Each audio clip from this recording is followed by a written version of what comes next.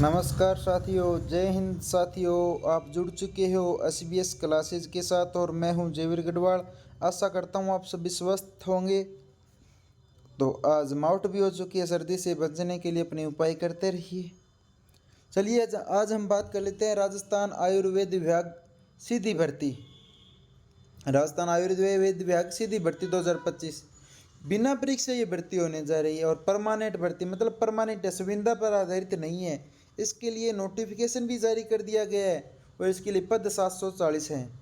महिला एवं पुरुष दोनों अप्लाई कर सकते हैं। इसके लिए आयु क्या रहने वाली है, योग्यता क्या है, चयन क्या है, वेतन क्या है, आगे वीडियो में पूरा जानेंगे। चयन चयन मतलब बिना परीक्षा होना है, तो चयन का कोई तो आधार दिया होगा, वो होगा।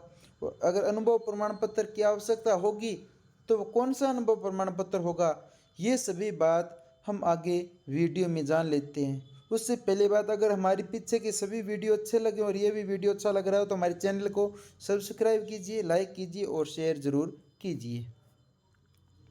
सबसे पहले करते हैं बात फॉर्म शुरुआत की।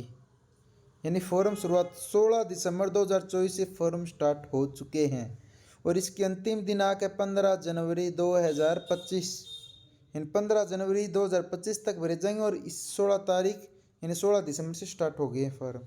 संशोधन दिनांक यानी 16 जनवरी 2025 से लेकर 18 जनवरी 2025 तक 3 दिनों में अगर आपके फॉर्म में आपसे कोई गलती हो गई है तो यहाँ पर सुधार कर सकते हैं उसके लिए। और आपकी आयु क्या है, आयु है 18 से 40 साल। अगर 18 से 40 साल है तो फॉर्म भर सकता है। आयु छूट सीमा वगैरह क्या रहने वाली है आगे वीडियो में हम पूरा जानेंगे। सबसे पहले विज्ञप्ति के बारे में जान लेते हैं। राजस्थान सरकार द्वारा ये जारी है। कंपाउंडर, नर्स, जूनियर ग्रेड की पदों पर नियमित नियुक्ति हेतु विज्ञप्ति। नियमित मतलब स्थायी है, न कि संविदा पर आधारित है। 740 इसमें टोटल पद हैं। अगर नॉन टीएसपी की बात की जाए तो नॉन टीएसपी में 650 पद है, 650 पद हैं। 650 में से 5 पद तो 12 जिले की शहरी आदिम जाति क्षेत्र को दिए गए हैं।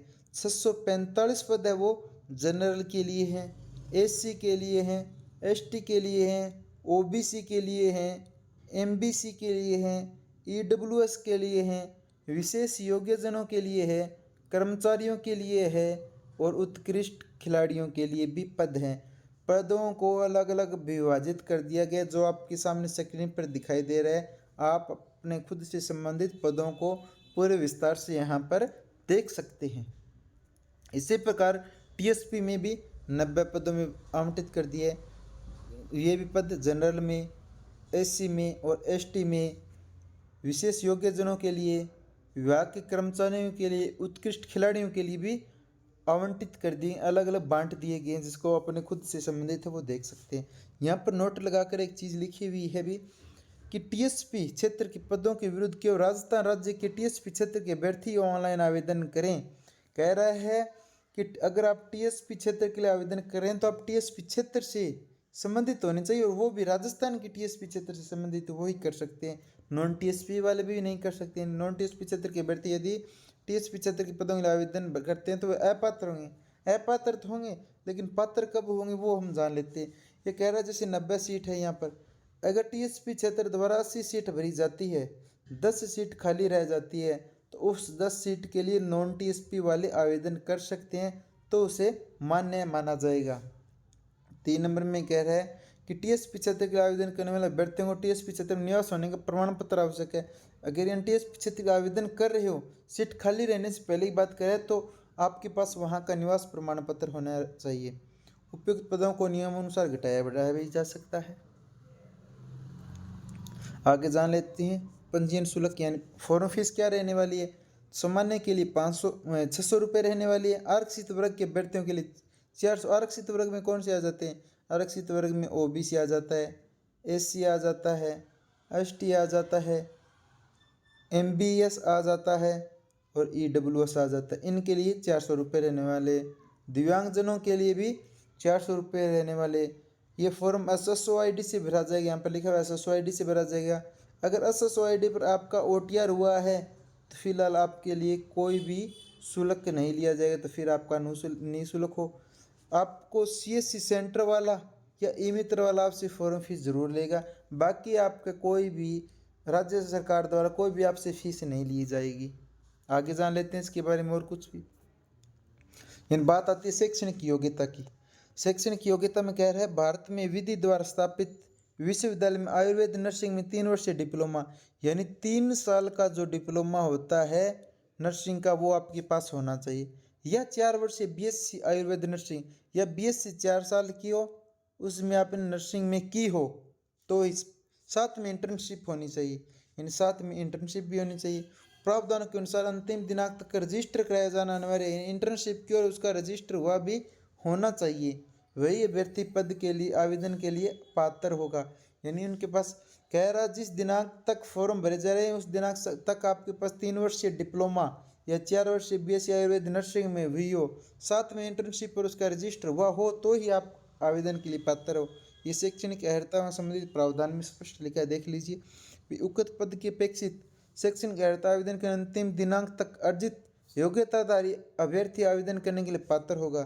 दस्तावेज सत्यापन के समय आवेदन करने की अंतिम दिनांक 15/1/2025 तक शैक्षणिक अर्हता अर्जित करने का सबूत देना होगा, अन्यथा वह अपात्र होगा। अभ्यर्थी को आवेदन करने के अंतिम दिनांक तक इंटर्नशिप भी पूर्ण कर लेनी आवश्यक है। ये कह रहा है 15/1/2025 तक आवेदन लिए जाएंगे, उस दिन तक आपके पास 3 साल का डिप्लोमा किया हुआ होना चाहिए या 4 वर्षीय आपके पास बीएससी आयुर्वेद नर्सिंग से हो, साथ में इंटर्नशिप है उसका रजिस्टर किया हुआ होना चाहिए तो ही आप पात्र होंगे, वरना पात्र नहीं होंगे। वेतन से संबंधित बात कर लेते, पे मैट्रिक्स लेवल 10 रहने वाला है। इसके तहत 23,000 से लेकर 35,000 अधिकतम आपका वेतन हो सकता है। आयु सीमा की बात कर रहा है ये 1/1/2025 को न्यूनतम 18 साल यानी 1 जनवरी 2025 को आप 18 साल की हो जानी चाहिए, इससे कम नहीं होनी चाहिए, एवं अधिकतम 40 वर्ष एवं 1/1/2025 को आप 40 साल के होने चाहिए, नहीं कि 41 साल के हो, 40 साल तक की होनी चाहिए। अगर इससे ज़्यादा है आप तो नियमों के अनुसार क्या क्या छूट रहने वाली है वो देख लेते हैं। कह रहे अनुसूचित जाति यानी एससी, अनुसूचित जनजाति यानी एसटी, पिछड़ा वर्ग यानी ओबीसी, अति पिछड़ा वर्ग यानी एमबीसी, आर्थिक रूप से कमजोर वर्ग यानी ईडब्ल्यूएस के पुरुष अभ्यर्थियों को यानी एससी, एसटी, ओबीसी, एमबीसी और ईडब्ल्यूएस के पुरुष अभ्यर्थियों के लिए 5 साल की छूट रहने वाली है। अगर सामान्य वर्ग की कोई महिला है तो उसके लिए 5 साल की छूट रहने वाली है। उसके बाद कह रहा है एससी, एसटी, ओबीसी, एमबीसी एवं आर्थिक रूप से पिछड़ा वर्ग ईडब्ल्यूएस की महिला अभ्यर्थियों के लिए 10 साल की छूट रहने वाली है।